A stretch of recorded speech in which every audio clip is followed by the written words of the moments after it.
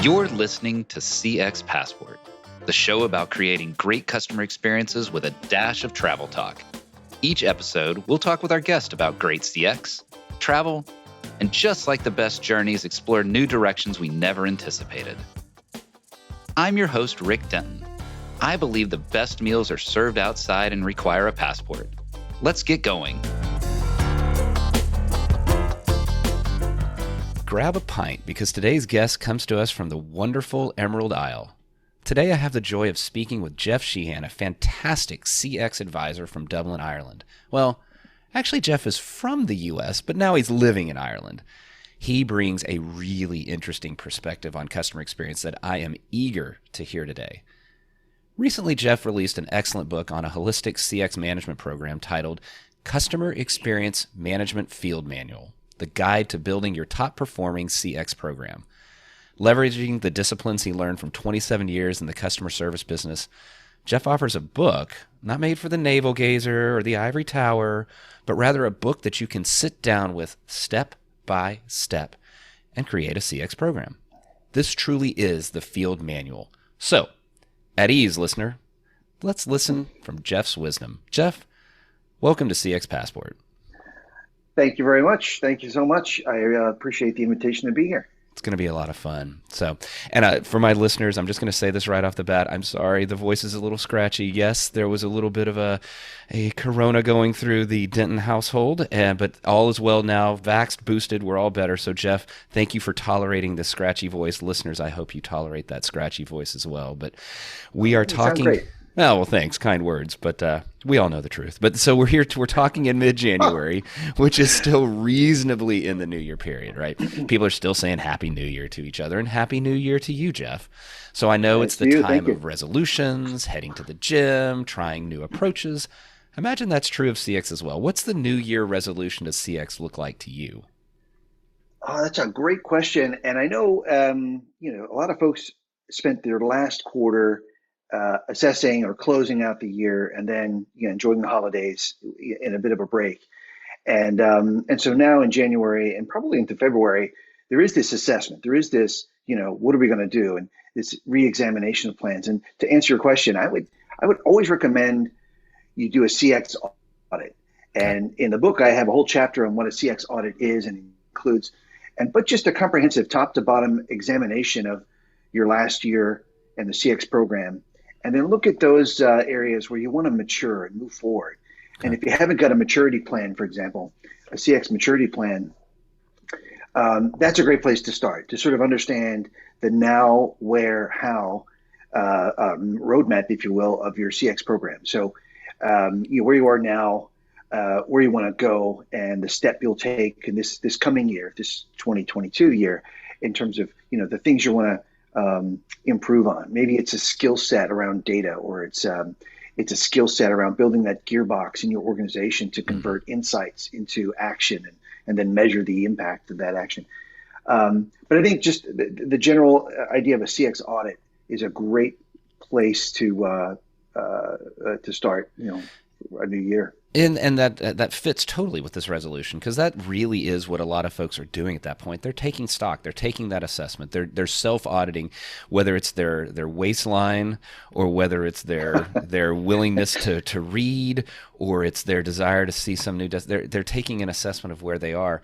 Now, you mentioned that book. I would like to talk a little bit about that, because that audit is just one piece of it. But the whole concept of this field manual, right? Clearly, these military years of your experience influenced your approach to customer experience. I'd love to know a little bit about your time in the military, but really, how did that influence and help you identify the need for a field manual for CX? Yeah. So I spent 10 years on active duty in the U.S. Army, and I was a helicopter pilot and an officer, and Nice. That was, a lot of fun, right? I got to fly in Korea, I got to fly in Germany, I got to fly in the Sahara Desert, I got to fly in Paraguay. I had a lot of fun, and but there were hard days too, and it was very uncomfortable circumstances and things like that.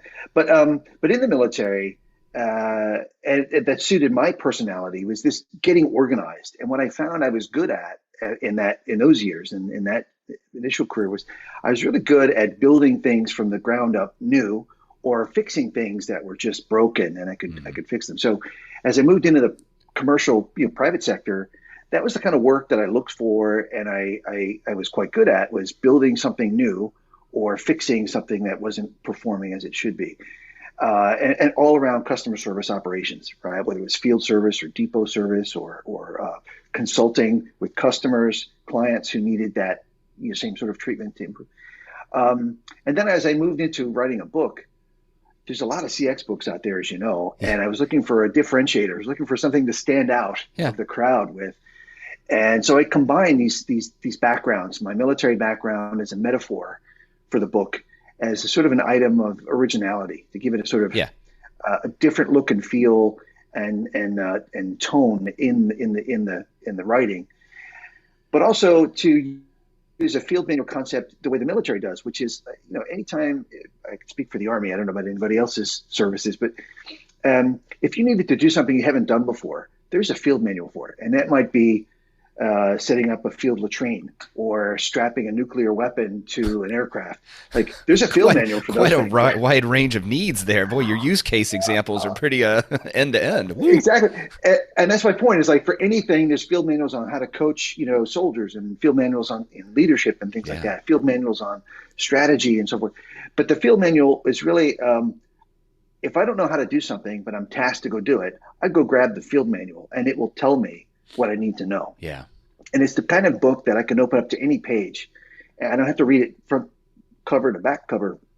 I can begin at the chapter that I'm most interested in. Yeah. So that was kind of the idea, was to make it a field manual, as useful as it was in the military. But obviously, for a customer experience leader to be able to have that book on their desk, open it up to where they needed an idea or a thought or whatever kind of they were looking for, that they'd find it in the book, and that it would be a practical, useful thing. So I was very guided by the word useful. And so all the feedback I was collecting was, is it useful? Yeah. As I put the book together. And so that's really the connection of the military background and the book. And I like, you started with, hey, it was a way to differentiate the book, and right, every author wants to stand out and be differentiated, but really it's not just that, it's the practical nature of it that has made it so helpful. That I know when I looked at it, your description there of, hey, no matter what it is, you don't have to necessarily go cover to cover. I want to work on a voice of the customer program. Let me open up that chapter and focus on that. I want to work on how can I gather insights, or how can I understand insight. Open that chapter, and I've got that set up. And I think that field manual is certainly, it feels unique in that space, that other things can be a little more esoteric or a little more thought. And some of us, just the nature of us being in customer experience, sometimes we tend to be maybe a little more right-brained, and it's a little more artsy and a little more thoughtful and a little more empathetic. I love the practical nature of tick, tick, tick. This is how one achieves a top-performing CX program. Yeah, thanks. And that's what I was looking for. It was something that wasn't full of platitudes and vagary, but also something that wasn't so specific that it wouldn't fit into your environment that you work in, right? So something sort of somewhere in the middle there that was enough structure, but if you married the structure of the book with the circumstances in your job, you'd have enough to work with. So I like that you said platitudes, because I want to ask you about one that's in my mind. I mentioned voice of the customer earlier, right? Just sort of organically thinking about that. But I know that a lot of times when setting up a CX program, a lot of companies start with, all right, customer experience is voice of the customer, which means survey. Automatically, they're thinking survey. And so I've got a pithy phrase or platitude. Don't judge me for it, but stop, survey, and score, but start, listen, and act. And so in that vein, how about let's take that platitude, but let's get into action. How do you help companies mature in their customer experience, their voice of the customer thinking, going from surveys to a total customer experience approach? Yeah, it's the biggest chapter is the voice of the customer chapter, and there's a big part of that where every chapter has frameworks to sort of ground your thinking in. But the voice of the customer program is a listen, learn, act program. Yeah. They're not mutually exclusive or separate. They are connected as are your kidneys and corneas. They are connected by the rest of you. You say right? You don't do platitudes, but kidneys and corneas, latrines and nuclear weapons, you've got something in you. I hear it. All right. My point is you can't separate them if you wanted to. And to do that would be harmful, obviously, but the idea that you're listening And there's lots of ways to do that. Surveys is clearly one way to Sure. listen. But every organization will have its own organic listening through its sales force, through its customer service, through its complaints department, and so on. There's lots of listening going on in an organization. And then the learning is, really distill that into some kind of operational term. Like, what are customers saying they value, which Yeah. you can do more of? What are they complaining about that you should do less of?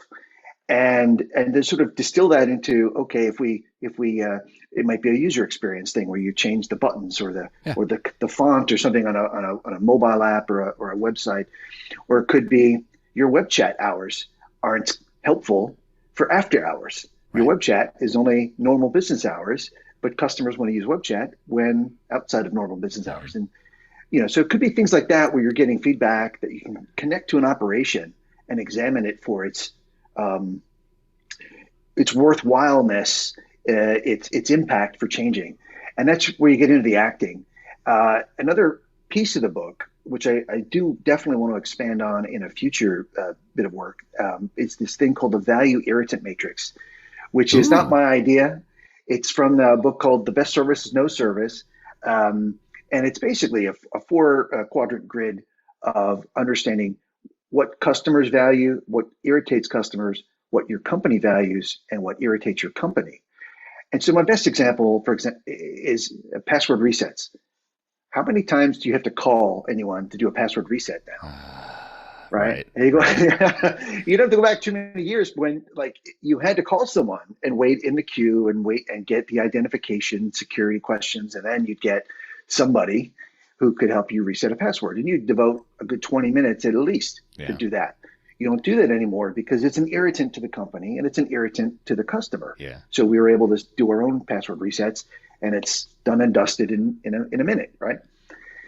But that's an example of like an irritant that you can address Yeah. with your customer experience program by looking at your insights Yeah. and examining the impact of the operation and saying, how much money will we save by not taking those phone calls? How much manpower can we devote to more valuable conversations by not taking those calls, for example? So, And that is so good. That's a great example of your listen, learn, and act. And that is okay. We if we hadn't been listening, we wouldn't have known that the customers hated password resets. And to you and me now in 2022, we know that as a duh. But maybe yeah. 4 years ago, 5 years ago, whatever that looked like, maybe it weren't as aware. Oh, hey, we provided a way to password reset. That's great. No, but you listen, you find it's an irritant. Then you learn how is it an irritant, how can we solve for it, and then you act on it. I think another thing you said in there that is particularly insightful is, hey, and a lot of folks think that sometimes customer experience it costs money, and it does. It can cost money. It can cost money to do this type of work, but there's so many elements that customer experience helps either increase the revenue because you're delighting your customers in a better way, or it reduces costs because you have eliminated waste from the customer's journey themselves, or you found a more efficient way to deliver a delightful customer experience. And so there's so much that can come out of that listen, learn, and act that you're describing. Now, Jeff, I'm gonna change gears on you a little bit because hey, the passport background that I've got here, CX Passport, I love talking about travel. And one of the things that I know whenever I've traveled across the globe, and I mean it feels universal. I've seen this in almost every part of the world that I've been in. I can always find an Irish pub. Doesn't matter if it's Des Moines, Oh, yeah. Dubai, Delhi, Djibouti. I can always find Irish culture no matter where I go. So, and what's kind of funny about it is it often seems to be one of the most friendly gathering places as well. So, tell me a bit about your travels. I know that you're not Irish, but you've got Irish in your blood now. So, I'm just going to call you an Irishman and take that travel for us. What have you seen as you've ventured beyond era? My father's side of the family is Irish. My great grandmother was from Okay, so it's County in the Mayo, blood. Yeah. and my great grandparents are from County Cork, Okay. and my wife is from Cork. Oh, we're not related, but she's Irish. Okay, very good. But to your point, yeah, I think one of the biggest exports of Ireland, of course, is Irish people, and there's a whole very interesting history. And I'm originally from the Boston area, so that was one of the big Yeah. settling places for the Irish immigrants in the mid 19th century, and that's when my great grandmother came to Massachusetts. But yeah, I love to travel, and I'm sorry, I forgot the rest of your question. I get stuck on my. No, I just know that you've had Sorry. some fantastic travel experiences. You've told me about some times in Irish pubs of even of your own, and would love to hear some of your travel experiences out there. Oh yeah, yeah. So we were talking, and I remember telling you when I was stationed in Korea. I was a very young guy, and me and three other buddies took a trip to the rest of Asia. We went to Malaysia and Japan and Singapore and Thailand, and we went to Bangkok. We went to a bar in Bangkok, and we I don't know the name of it or how we got there. A Yeah. taxi driver took us, and but we met the actor Willem Dafoe, Oh my who gosh. was, and this wasn't an Irish pub in Bangkok. And we met Willem Dafoe. He was in Thailand making another movie, but this was 1987, and his big movie, Platoon, had come out in 1986, Yeah. which was a Vietnam era movie, featured the Huey helicopter, which we were flying, my buddies and I, back in Korea. And we had a great conversation. And he couldn't believe all of me and my friends, because we were very young. I mean, I was a kid, right? I was Right. 23 or Right. something, you know. He couldn't believe we were officers and pilots. And we probably were giving him lots of reasons to doubt Right. from our behavior. But yeah, it was a really cool experience to meet him because he's a very interesting person who made a phenomenal movie that we'd all seen. Um, but yeah, I think my favorite places are so far. Morocco is one of my absolute favorite of all time places to Yeah. visit. But then I went to Croatia, and it is stunningly beautiful. The Dalmatian coast, Dubrovnik, just an amazing amount of history. And I went several years ago, I think 5 or 6 years ago, I went to Croatia, and it was relatively unknown. I think Game of Thrones has changed the Yeah. tourist impact of Croatia. But another place I've been to twice, and I really, really love it, is Iceland. It's actually warmer in Iceland in the winter. It's warmer in Iceland than it is in Boston. So it's What? I Although that was doesn't surprise me. yeah. Having done some projects in Boston, that does not surprise me. So Boston is awful cold, but yeah, it's this I'm sorry, it's amazing. wicked cold, Jeff. It's it's wicked cold over there. Not in the summer though. In the summer you got to wear shorts. You got to wear shorts in the summer. Um, but Iceland is this fire and ice. There's volcanoes and glaciers, and it's this Yeah. amazing sort of lunar landscape, and the food is great, and it's just the people are very friendly.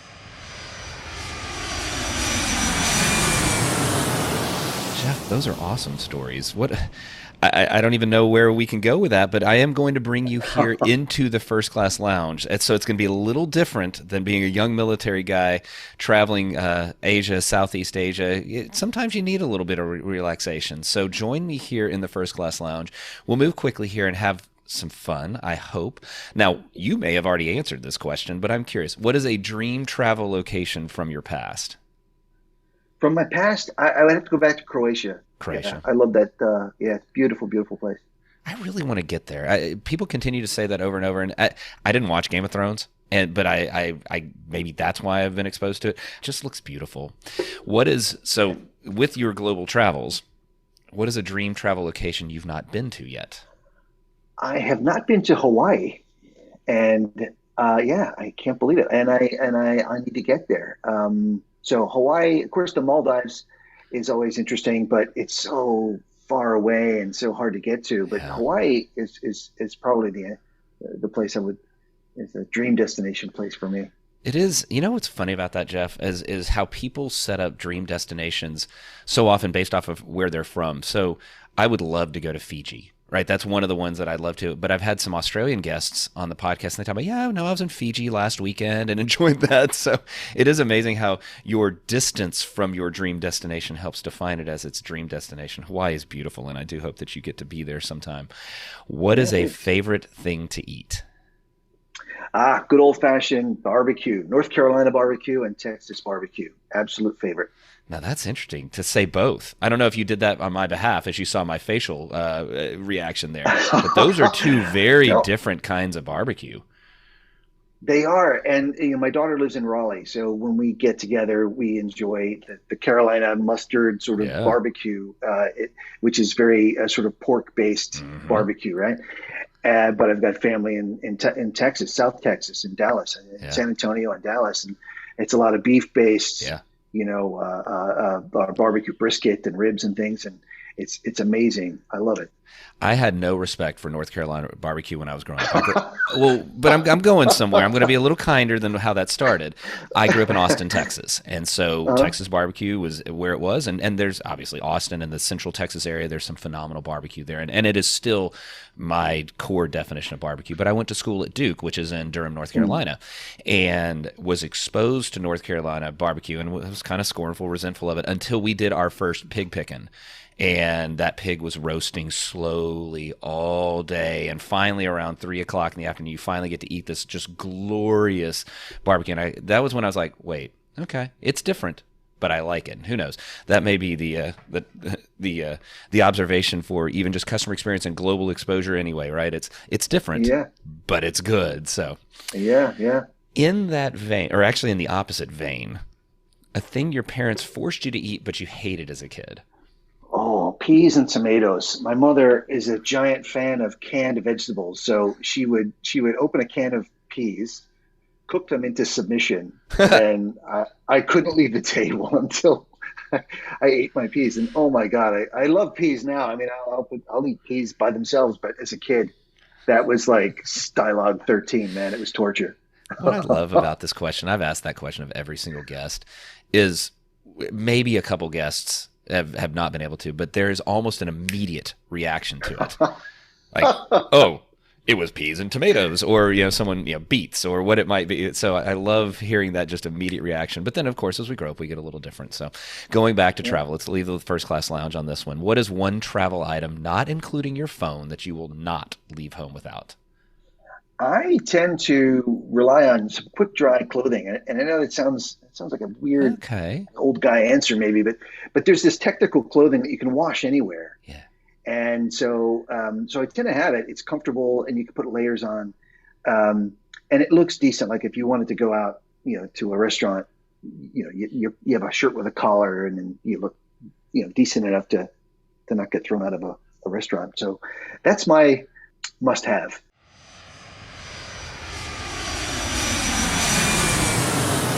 Jeff, I know we talked earlier about customer experience in the new year, and I've been a regular gym goer since I was in my 30s.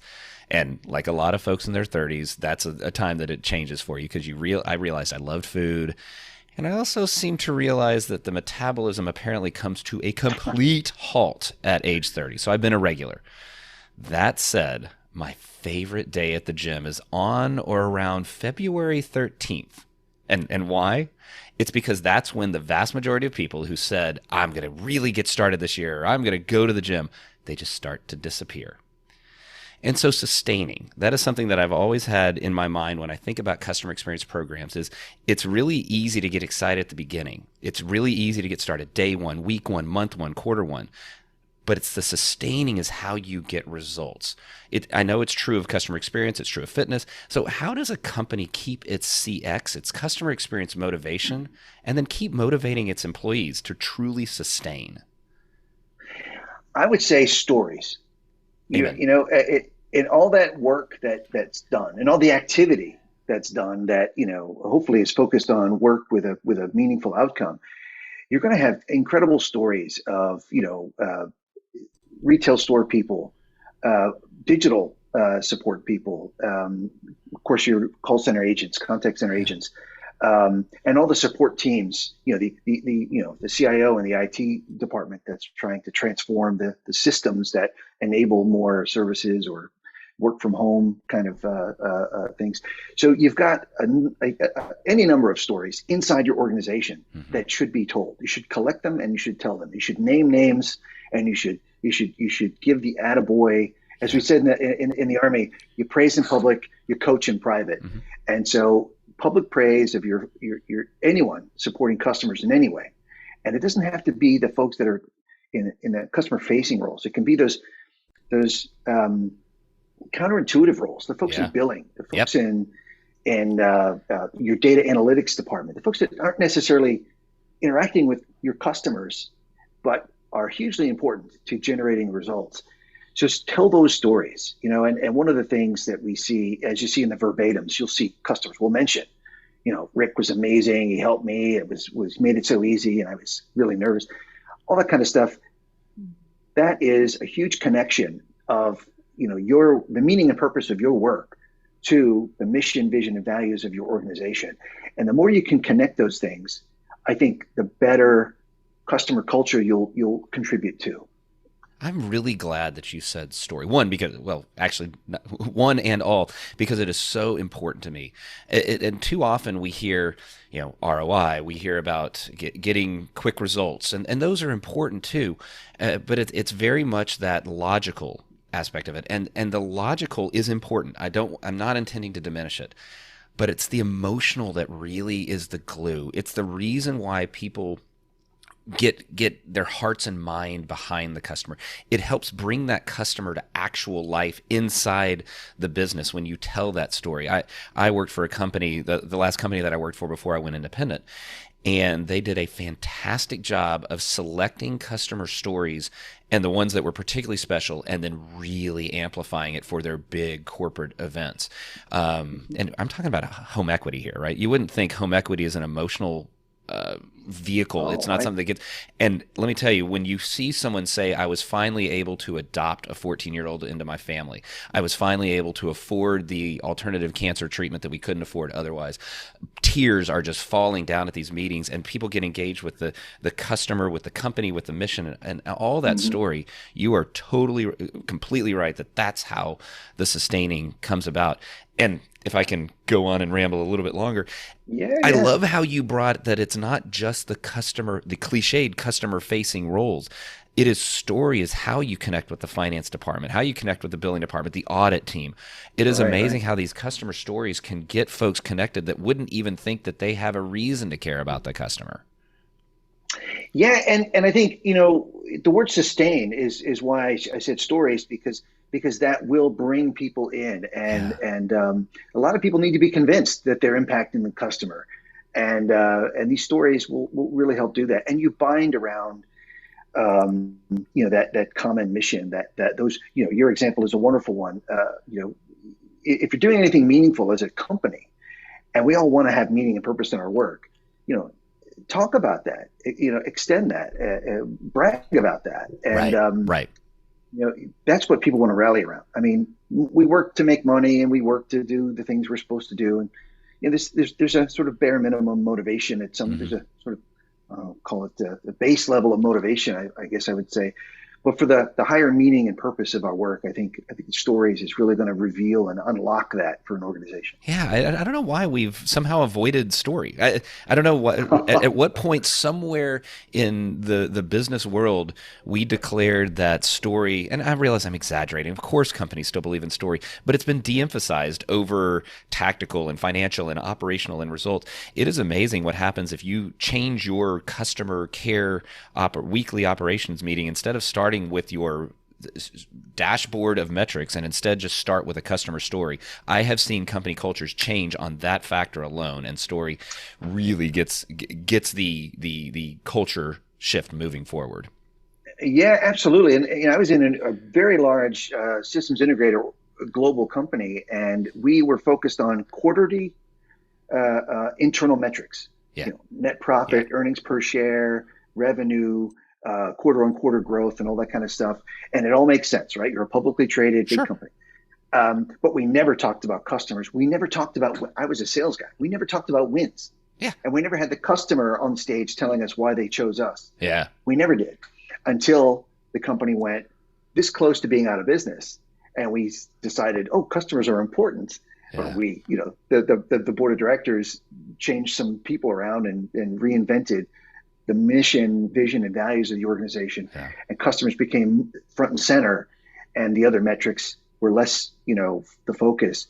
And as we were saying in these other examples, once people started hearing why customers chose us and what our work did to help their customers and so forth, people could rally around that. That was important and powerful, and the quarterly financial metrics never motivated anyone to work harder. It was just like, Yeah. It's the thing to do. Maybe it's the American thing to do. I don't know, but it just wasn't rallying the troops, so to speak. Well, I know that I talk about story quite a bit, and I have people talk to me about story quite a bit. And I think I don't want to say something like the pendulum is shifting. I think what I want to say is there's companies that realize it and companies that don't, and each has their different path forward. And I know that I will migrate more towards those that are interested in story and customer story. Jeff, I just looked at the time.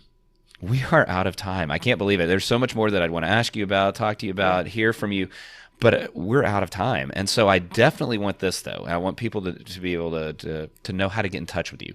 So maybe I wasn't able to finish my conversation with you, but how can people get in touch with you? How can they learn more about you? Where can they find your book? Tell me more about that.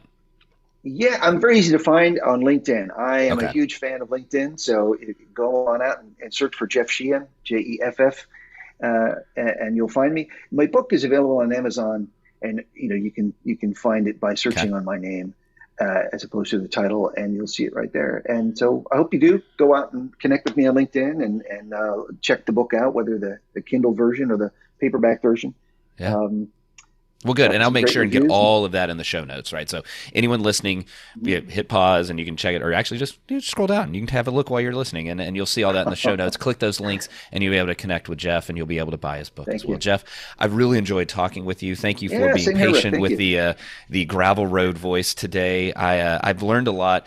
I think what I really came to appreciate towards the end of our conversation is you're talking about this tactical field manual, how to get it done, and yet we still end with story, combining those two worlds together. You will be able to both develop a phenomenal customer experience program and then continue to tune it by using this manual. It's not a one and done. Keep this manual sitting on the side of your desk and then use that story and that storytelling to cement and sustain. Beautiful stuff, Jeff. Thank you so much for talking with me today. I enjoyed it. Thank you. Thank you very much, Rick. Appreciate it. Have fun. Thanks for joining us this week on CX Passport. Make sure to visit our website, cxpassport.com, where you can hit subscribe so you'll never miss a show. While you're at it, you can check out the rest of the EX for CX website. If you're looking to get real about customer experience, EX for CX is available to help you increase revenue by starting to listen to your customers and create great experiences for every customer, every time.